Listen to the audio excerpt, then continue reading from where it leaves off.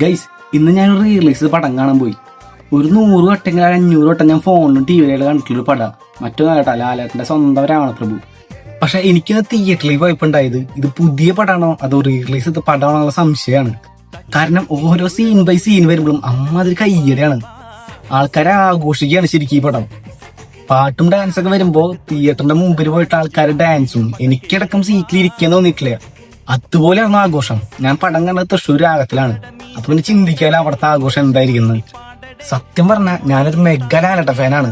ലാലേട്ടന്റെ പോലെ റിലീസ് പടങ്ങൾക്ക് ഇത്രയധികം ഓളം ഉണ്ടാക്കാൻ പറ്റിയ വേറൊരു നടൻ മലയാള ഇൻഡസ്ട്രിയിൽ ഇല്ല. അത് വീണ്ടും വീണ്ടും തെളിയിച്ചുകൊണ്ടിരിക്കുകയാണ്. ഇപ്പൊ തന്നെ 5 പടം റിലീസ് ചെയ്തു. അതിനുണ്ടാക്കിയ ഓളം പറഞ്ഞറിയിക്കണ്ടല്ലോ. ഇന്ന് ഞാൻ തിയേറ്ററിൽ പോയപ്പോ എടുത്ത കുറച്ച് ക്ലിപ്പ് അടുത്ത വീഡിയോയിൽ ആഡ് ചെയ്യാട്ടാ.